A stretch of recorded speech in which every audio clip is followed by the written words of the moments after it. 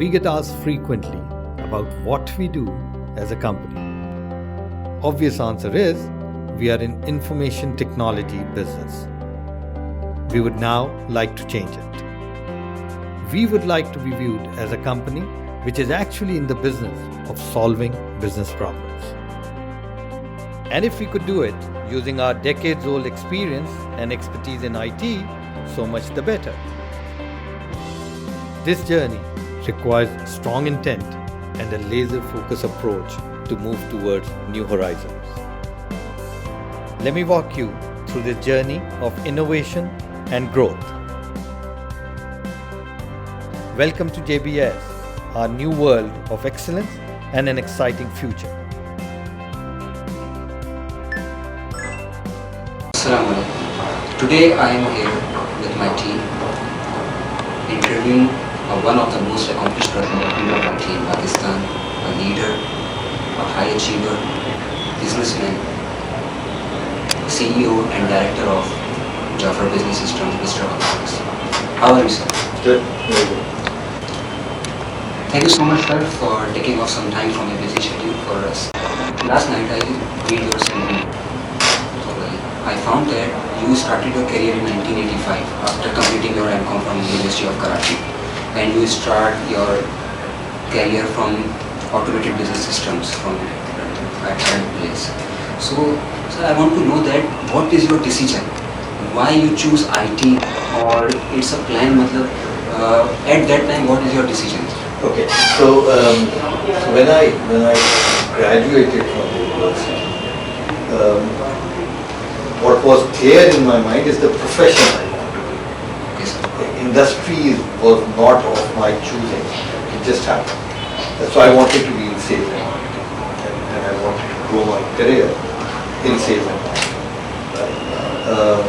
And then I got a position in this company where we are sitting right now as a sales executive, and I started selling Xerox photocopy. So it was not really an IT field. At that time, we never used to call it IT, we used to call it computer. So it was selling photocopy. So in a way, technology was not necessarily the right thing. So I stayed 6 months in this company, but I always wanted to be working for a multinational global company. And I got an opportunity with NCR, which is global company. And I moved there. And because I went into IT with NCR, so then I just more or less stayed there. But interestingly, when I left NCR after 19 years, I moved to Nokia, which was not IT, which was telecom.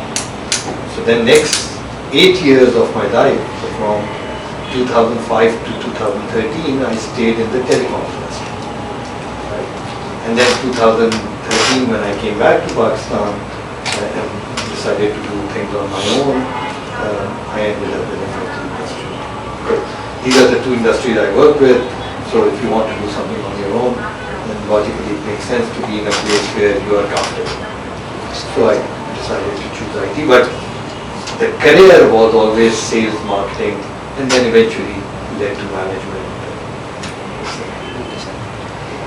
You has attained senior executive positions in multinational companies globally.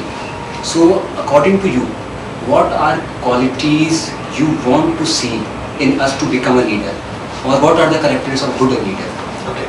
So to me the most important is how people start seeing you in the company or in the community at large, right? And something what I call how you are building your personal brand in the company as well as within the communities you work with. And that's the key, because that more or less determines how you will proceed in life and how you will progress in life. So as an example, now each one of us has a brand. Sometimes we know it, other time we don't know it, right? Or we don't think about it. But each one of you has a brand. As an example, when you are with friends, so think about it, how do you characterize a colleague of yours? He's very studious, so that's a brand. You know? He's a funny guy, that's a brand. He's too naughty, that's a brand. He dresses very well, or she dresses very well, That's a brand. So we tend to recognize people by their brand. And it all depends what sort of brand are you building as you move up in the career. So that's the first and foremost thing which is important. The second thing, which is also part of branding but also important, is your achievements. What sort of things you've done in life which makes you stand out from the rest of the crowd, in terms of your achievements, in terms of the way you approach things, in terms of the way you have solved problems, in terms of how you are seen in the public. So that's the second thing. And third, and there is no shortcut to it, is your hard work and commitment to your profession and to the industry you're working for. You need to absolutely love what you do. And it needs to come out of you as you speak, as you talk, as you engage with people or interact with people. So to me, these are three things. Now you're taking care of your brand, your hard work and commitment, and you have to love what you do.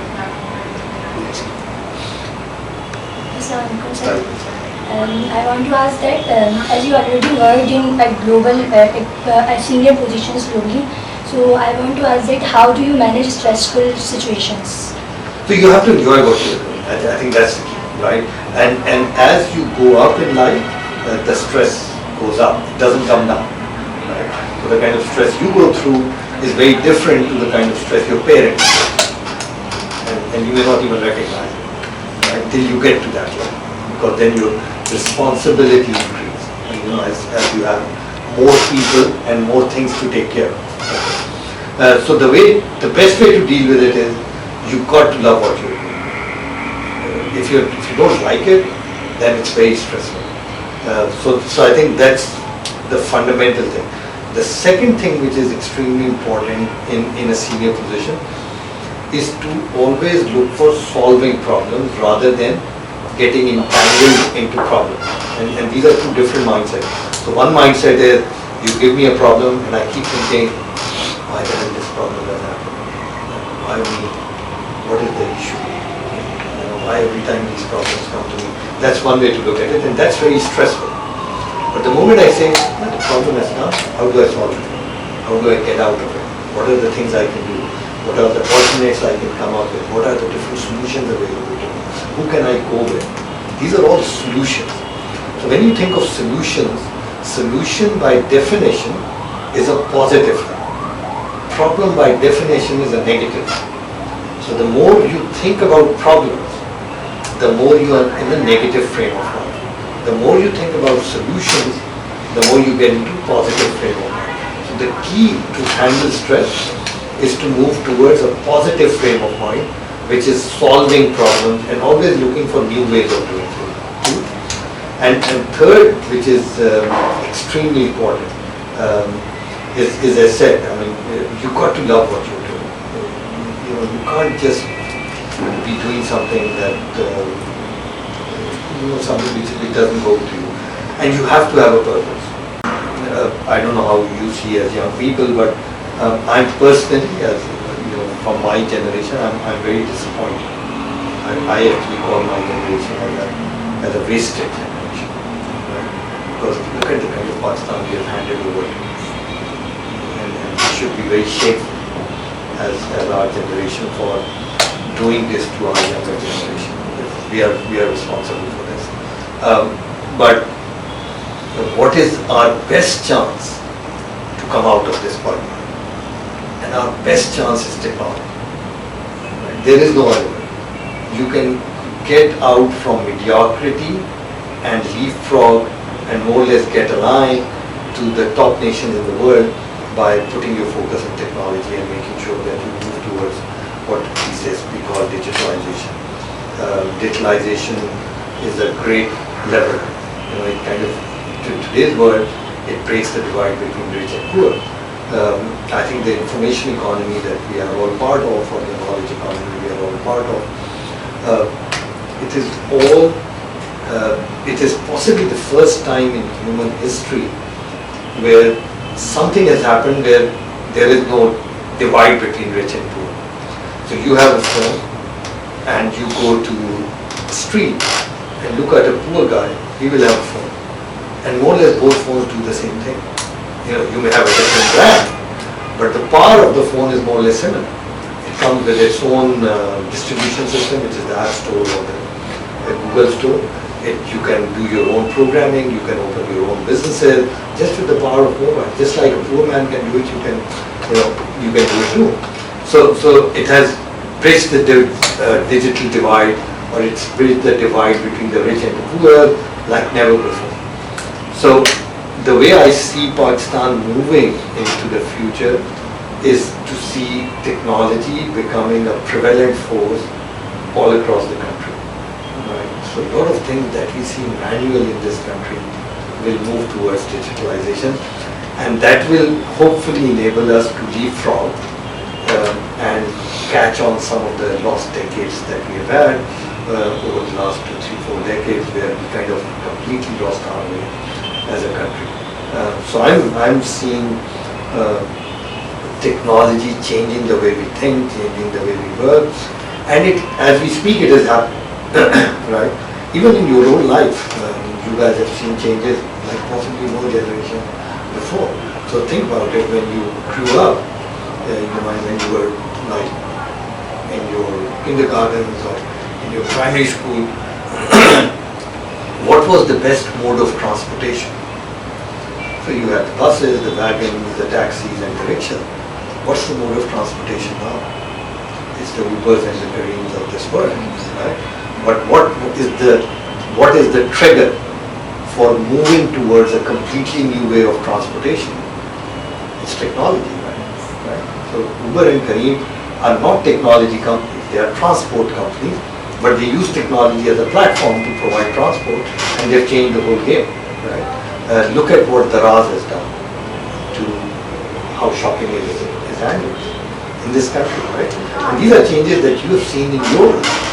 Forget about that. As you were growing up 10 years ago, how would you communicate with each other? You call, PTCN, maybe mobile phone, SMS.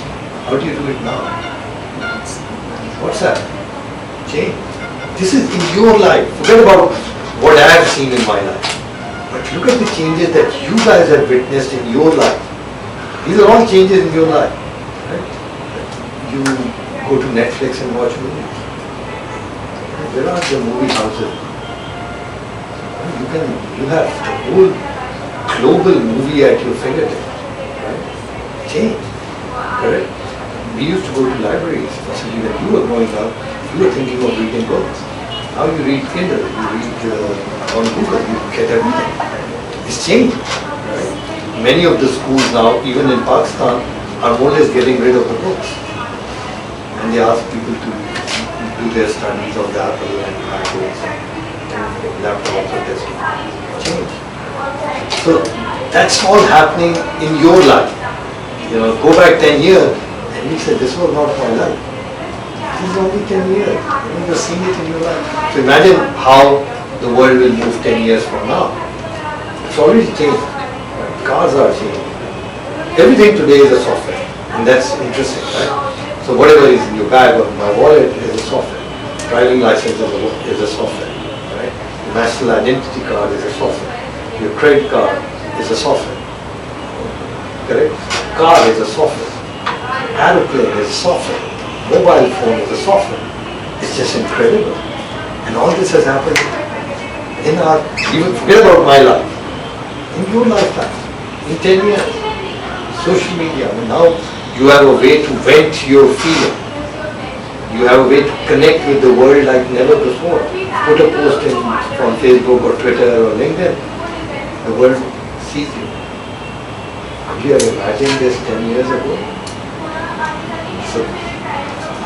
So that's what technology is doing. So if you're starting a career at 24, how long is going to be your career? 36 years. 36 years. That's a long time. Right?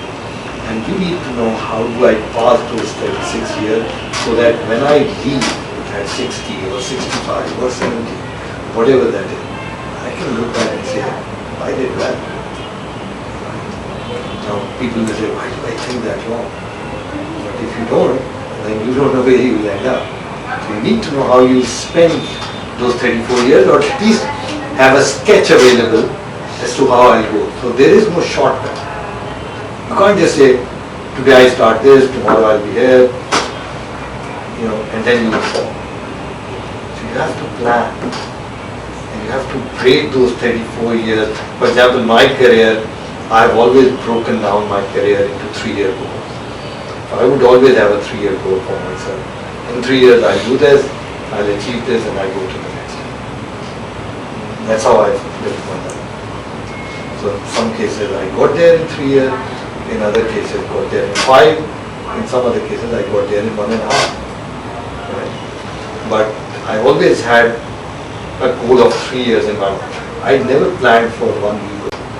So my only issue with the younger generation, otherwise I'm a great fan of younger generation. As I said, I genuinely, with all my sincerity, considered my generation as a completely wasted generation for this country. The only problem with the youth of this country, the only problem is they are too impatient. And that has a lot to do with the way you are being brought up, because you are in mobile, you are in fast-paced life, everything, your span of attention is extremely limited. Right? So hence, you get restless if something is not happening in the next 5 minutes. But you need to get used to it. So because spending 34 years is not like playing a T20, where you have to hit every ball and you have to score on every ball. It's like playing a test match. You may have some medium overs, and so be it. You may have many dot balls, so be it. Right? Because it's 34 years, it's a test match. It's not 1 day, it's not T20. So that's the only thing I would strongly urge universities to inculcate in young mind. Learn to be patient. Learn to back themselves with achievements rather than trying to do things in a hurry. Because if you try and do too many things and too fast, then you are not giving yourself time to achieve something. In order to achieve something, you need time. If I tell you you've gone into Maju, and you say, why don't you graduate in 2 years? Now, some bright people may, I don't know how the system works, but maybe they take extra things and they do it in 2 years. Maybe some will. But then what? Okay, they get a 2-year head start. But then what? They'll have 36 years to live. You have 34, right? So they need to think of 36 years. So sometime in our exuberance to sacrifice quality over speed, we forget the bigger goal.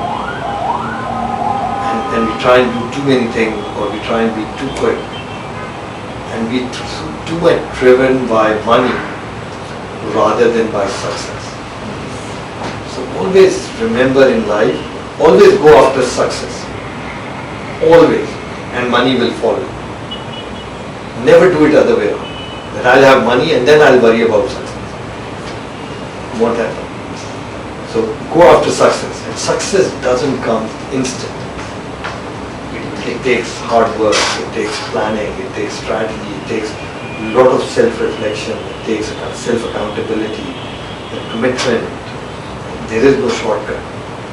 Some people may get to their destiny faster than others, and nothing wrong with that. But they still have to follow the route. They can't be breaking signals. They can't be taking shortcuts and breaking the laws just to get to the destiny. Now they may get there, but they'll get there sooner, and then they'll not know how to spend the rest of the 20 years which are ahead of them. So that's the only thing I would advise to young people. Go after success. Money will follow. Don't do it that way. As you are an astute businessman and entrepreneur, which in future generation, which one is better? Which one is better for? I mean to say entrepreneurship versus businessman. So business and entrepreneurship are more or less the same thing. Entrepreneurship to me is a mindset. So it doesn't matter whether you are working or you are a businessman. Right? You can still be an entrepreneur if you are working for someone, because that's a mindset. It's about taking risks. It's about ideas. It's about how you progress, how you grow the company. Being entrepreneurial is about mindset more than just being businessman. Yeah. So there will always be a right balance, because not all of them can be entrepreneur or businessmen. So otherwise, who will be working with someone? I mean, I need people to work for me.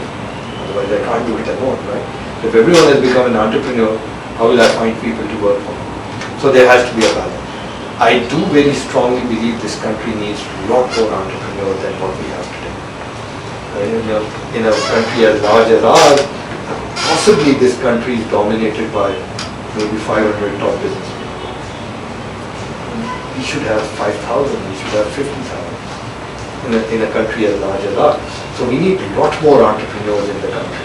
So I don't think one is better than the other, but it's about what you like doing, and do you have what it takes to be a businessman where you need to take bigger risks, because your salary at the end of the month is not coming from someone, it's coming from your own money at many a time, and your own ideas.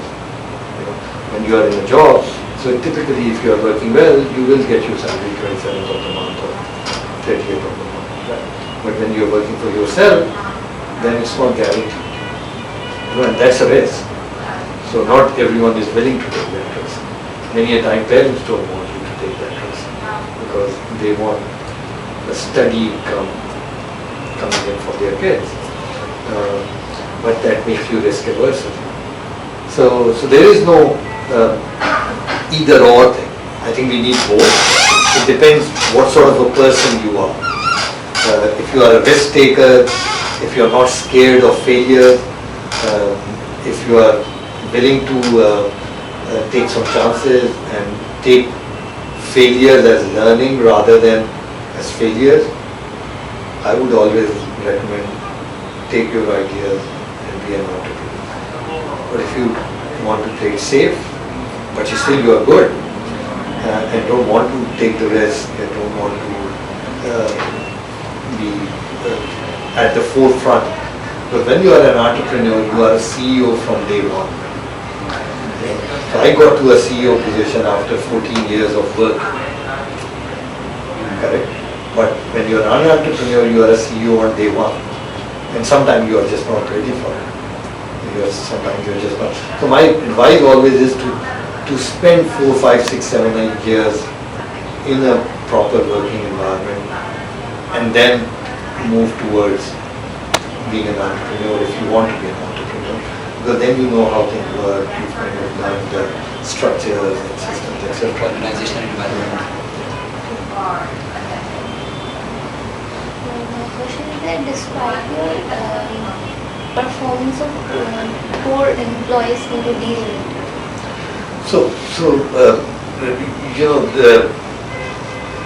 the way to deal with any employee who is not performing is first to have a system so that you know who is a good performer and who is a bad performer. Now, if I tell you go out and perform, the first thing will come to your mind, how will you judge me that I'm doing well or not? So then I need to be able to set some targets for you, saying, I want you to complete your degree in 4 years. Now that's a target, right? Some people possibly do it in 3.5, others may do it in 5. Some people do it in 4 years with flying colors, some people are average, some people are below average. Right? But they all are judged against a target. And there is a mechanism to manage or measure the performance of the person. So first is to have a system where you are at least able to determine the top performers from the medium performers to the poor performers. Once you've done that and you find out some people are not performing, then as a leader, it's always important to know what is causing that poor performance. So, and can it be improved? So some of it is because maybe the business conditions or the conditions were so bad that he couldn't perform. Maybe his personal life is going through some turmoil and he's not able to concentrate. So as a leader, you need to understand why performance is not optimal or is suboptimal. And once you have done that, then you work with the person to coach him. If he or she needs training, you train them. If they need more mentoring, you do mentoring. If sometimes some people need to be supervised a lot more and they don't like working in an open environment where you free them up. So they like to be told every day to do things and then they'll do it. So they only work under pressure. And once you relax them, they don't. Just like in your studies, when you have exam pressure, you work in a different way. And when you don't have exam pressure, you tend to relax. But some people, they are so disciplined that whether exam or not, they will continue to work diligently towards a certain goal. Right? So it's the same in professional life. So some people need stronger supervision, then you give them those stronger supervision. But a good leader should always work towards lifting the people from poor performance or average performance to the next level. And if he's seeing an attitude towards transformation, that is a good sign. But then there are some people who just don't like to change and they want to stay poor or they want to stay mediocre. Sadly, you have to deal with those people in a way that is not good. But maybe they are not good enough for you and they need to go somewhere where they can perform. So you need to let them go. But that should be the last of the last measure. Before that, you should exhaust all possibilities to give them a chance to perform. Okay, sir. If I talk about time management, so how to manage balance between personal life and work life, and particularly if I talk about a position you have attained. So I'm a very strong believer that human mind works the best when it is pitched against a target. So your mind is absolutely at its best if it has to go and work against some target. And many of the people struggle with balancing or achieving work-life balance because they forget to set their targets for personal life and work life. So as an example, many people have time to come to office and you may hear them in your family, in your friend circle or their parents or whatever, or teachers, and say, I have a time to come to office but I have no time to go back home. And that's where the problem is, that you have a time to come to office, hence you come to office all the time. Because you have no time set to go back home, you don't reach home on time. You understand? So it's about setting the target, because typically once you have a target, more often than not, if you take it seriously, you achieve it. And I'll give you, a quick example. So you guys are not, you said first year? Yes. So that's 13th year of your studies. Yes. Is that how I take it? Yeah. So in 12 years, how many times you have been late in your final exams? Never. Never. No. Why? Sir, because of the value of the final examination. And because the time is fixed, that it Yes. will start at 9 a.m. And if you don't do it, there are consequences. Correct? Yes, sir. So, and you wake up at 6 in the morning. How is your routine? So you have 3 hours. You wake up at 6. You will look at your watch. Not he said you don't look at your watch. You look at your mobile. So you look at your mobile. Have the time. Why don't I take another 10 minutes? If you want to spend another 10 minutes on that. You wake up leisurely. You do your morning routines. Exam होता है तो नमाज जरूर पढ़नी होती है, फजर की नमाज भी पढ़ते हैं, तो आपने फजर की नमाज पढ़ी, आपको पता नहीं क्या होता है कि पूरे साल पढ़े ना पढ़े, उस दिन सुबह में रिविजन ज़रूर कर लें, ठीक है, तो आप रिविजन भी कर लेते हैं, नाश्ता मजे करते हैं, करवाने के साथ you indulge in a little chat, leave home leisurely after getting ready, कपड़े भी आयरन ठीक होने चाहिए, बाल भी ठीक होने चाहिए, लगना भी ठीक चाहिए, सब करके, but guess what? You reach at night. And you're not planning all of this. This is all happening because your mind is working against the target, and all this is happening subconsciously. You don't have a structure to it that I'll wake up at 6, half an hour I'll do this, half an hour. You don't do this. It's all happening on your own. Now think about the other strategy. And I said human mind works the best when it is pitched against a target. Right? Think about another scenario. I don't know how many of you have been through it. I've been through it in my life many a times. So now your exam is at 9, and for whatever reason you overslept, and you wake up at 8 or 7:30, and you look at your mobile and I say, oh shit, puzzle. Then what happens? So the first thing you do, जैसी घड़ी देखी, you jump out of the bed. No 10 minutes lying down on the bed. You jump literally. You start running around in your home like crazy. पूरा घर sir पे उठा लेते हैं, ठीक है? कपड़े इस्त्री करने हैं नहीं करने, you don't care, नाश्ता किया है नहीं किया, ठीक है? नमाज पता नहीं पढ़ी भी तो बस टकरे मारी निकले, एक अजीब घर में हंगामा, रिवाइजन छोड़े, घर से निकले, you sometimes you literally start running because you just do not have time, right? But you shortcut ढूंढ रहे हैं, कोई गाड़ी चला रहा है तो कहते तेज चलाओ, बाइक पे रहे तो shortcut low, all those things, but you still make it on time. But on one scenario you woke up at 6, other scenario you woke up with 1 hour left to the exam. In both you made it to the exam, and you don't miss it. And your mind works in it. So think about how your mind has worked in both scenarios. So when human life or when human minds are pitched against a target, they work the best.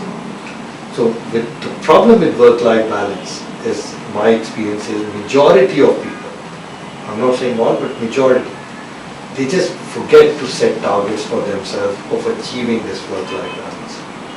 If they do it, then they'll achieve it. So as an example, so I have certain principles, and I've kind of practiced more or less all my life. In the evenings, I don't go out alone. If somebody invites me alone, except that in very rare circumstances, I will not go to the event, unless they invite me with my wife or with my family.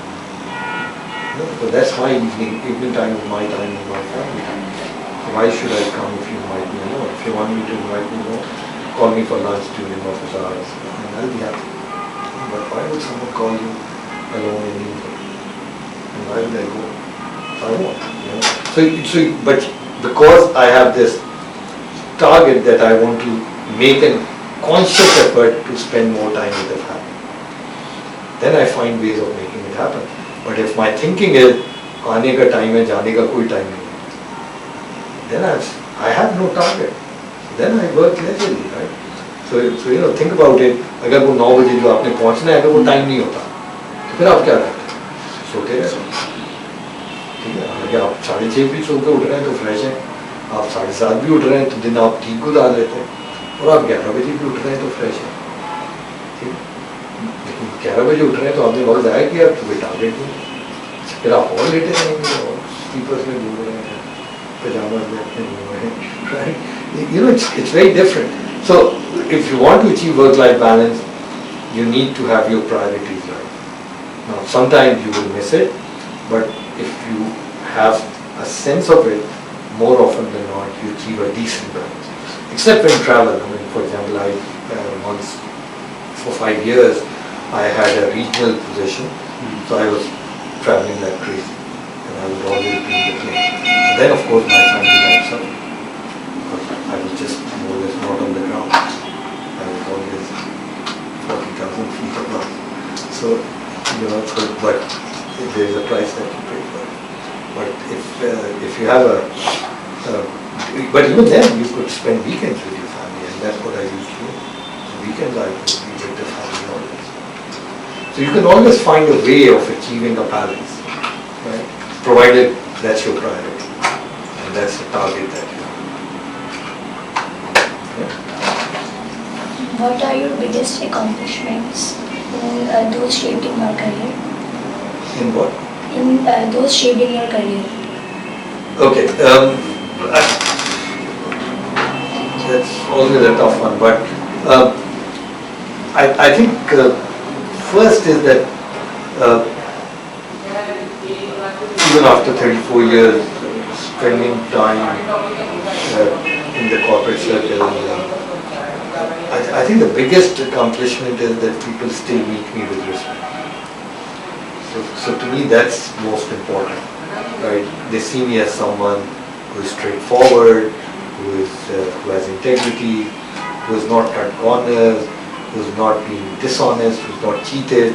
So that's something I take a lot of pride in. I have achieved a lot of success, but I have achieved them with value, right? And not by doing things which one should never do, right?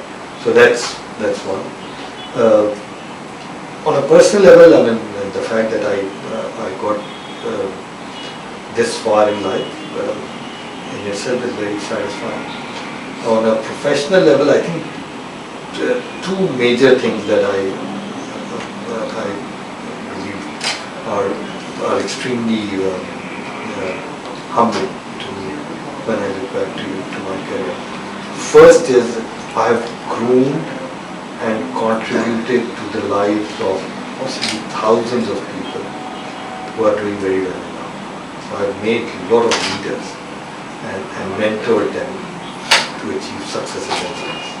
And when I look at them, I do feel that you've contributed to people's lives and hundreds of thousands of people. So that's one. And second is that I always, as I was growing up in my career, I always had that desire to take Pakistan on a global stage in my own capacity or in my own arena that I am working in. And I think I'm possibly the first Pakistani who was able to bring a multinational NCR and Teradata to set up a global delivery center in Pakistan. So Teradata has a global delivery center whereby young people there, hundreds of them, they do projects all over the world. So for Teradata, Pakistan is a global center, right? And we were the first global company in Pakistan to be using Pakistan as a global hub for expertise, right? And that gave us a lot of recognition globally. When I moved to Nokia, I was able to achieve exactly the same in Nokia. So I don't think anyone has done two in Dubai. When I moved to Comtel, I was based in Dubai, but then I set up a Comtel office in Pakistan, which was non-existent then. So I take a lot of pride that I was in my own arena.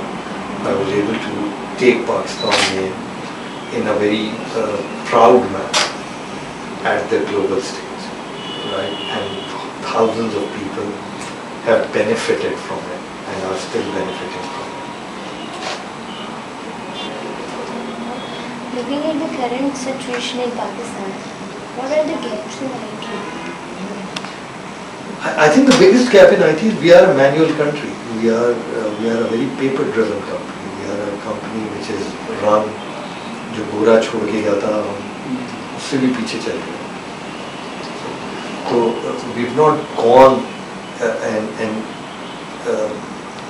redefined ourselves the way world defines itself. Right? And because we haven't adopted technology the way the world has adopted technology, now the world, interestingly, if you look at why WhatsApp achieved success, so think about it. It's a simple idea. It's not a complex idea, right? It's just a way that we are communicating. Why can't I put it on mobile? That's an idea, right?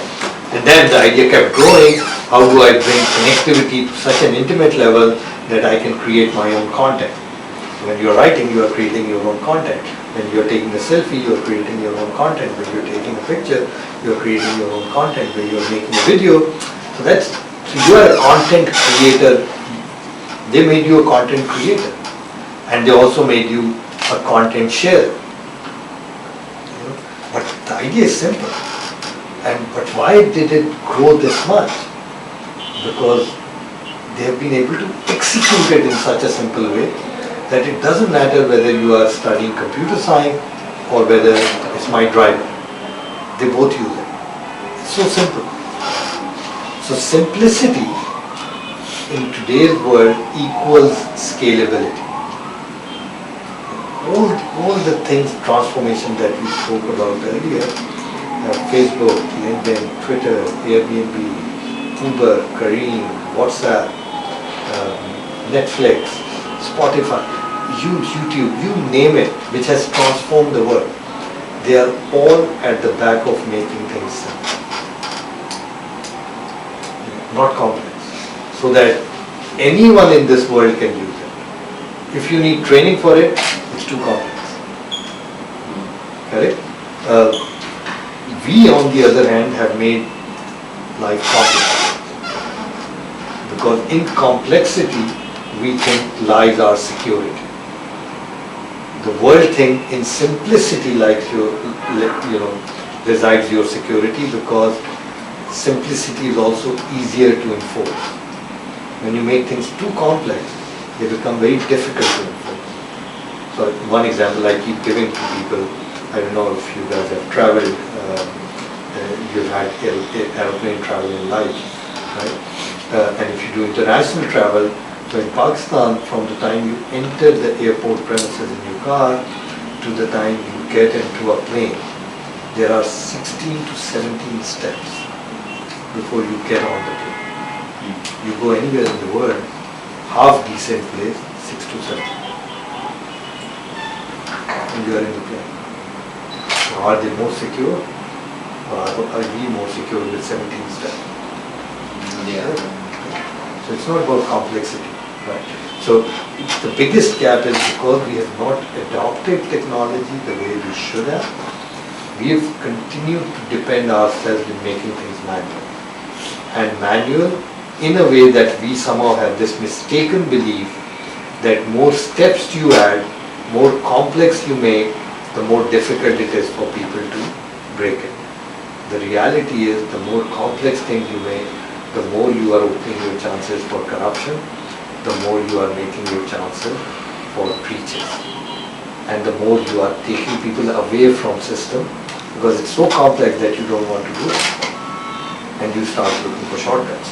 If it's simple, you want to use it. If it's complex, and you have to deal with a police wala for everything, you will say, I'll bypass the system, and I'll bypass the law. So many a time we don't want to follow the system because it's too complex. Make it simple. People will start using it. That's the way the world has done it. And only technology can break this down. No other way.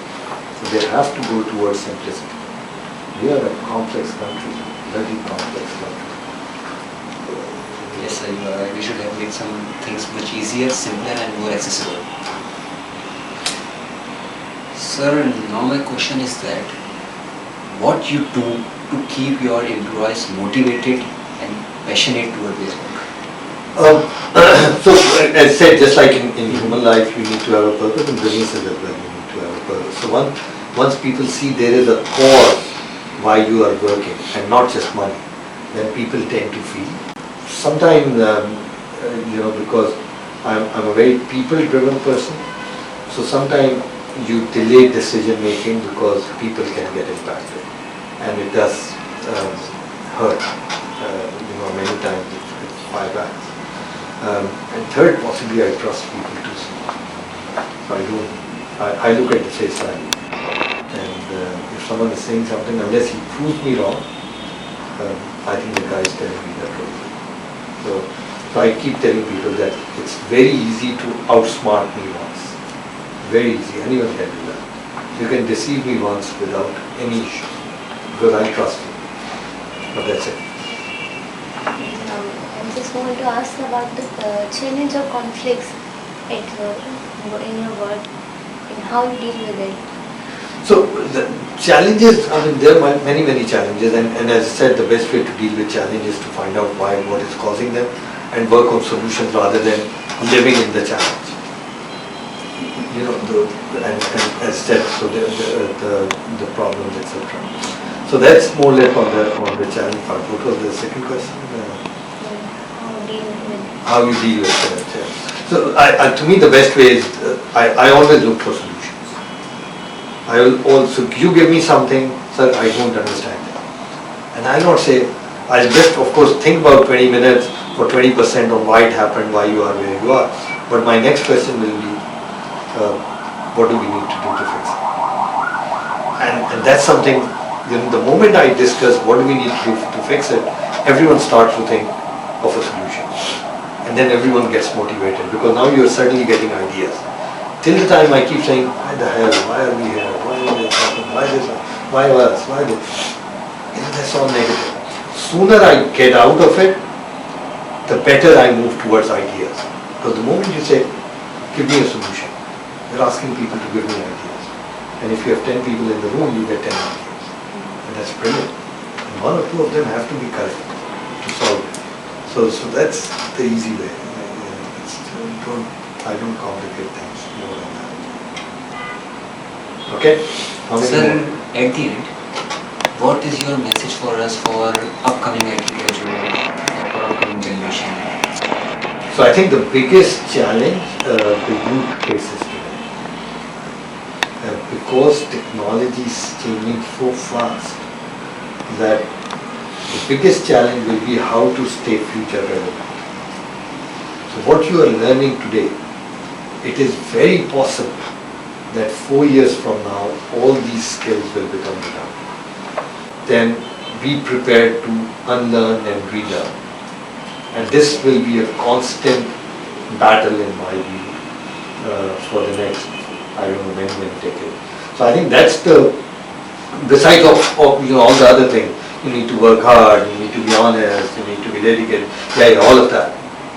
You know, but I think the biggest challenge is how to stay future relevant. And that's a question that every young people, every month or so needs to ask, what's coming? And am I ready for it? So read a lot. So you know what's the trends which are coming up. Observe what's coming new. And you know that. Because the world is changing at a pace like never before. And if you are not prepared to keep pace or keep learning with the changing world, you will become redundant much faster than what you think. So that's something I would definitely advise all the young people. Think of staying future relevant. Thank you so much, sir, for Thank giving you. your Thank you precious very time. much. Thank you so Thank much you. for your true guidance. We will always keep it in your mind and will also share with our classmates. Thank you so Thank you. much. Thank you very much. Thank you, sir.